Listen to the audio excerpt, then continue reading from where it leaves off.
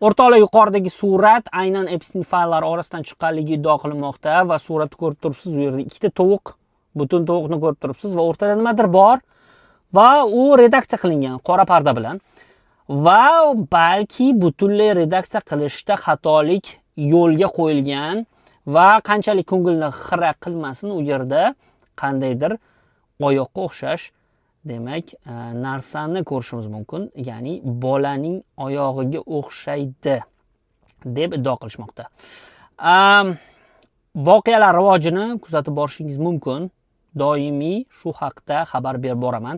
Agarda bu rasm yolg'on yoki sun'iy intellekt tomonidan yaratilgan bo'lsa, albatta bu haqida ham xabar beraman. Chunki aynan Epstein fayllariga bog'liq bo'lgan ba'zi bir insonlarga qarshi qaratilgan kompromat rasmlar tarqalmoqda va u keyinchalik aynan sun'iy intellekt tomonidan yaratilganligi isbotlanmoqda. Shundan ham ehtiyot bo'lishimiz kerak.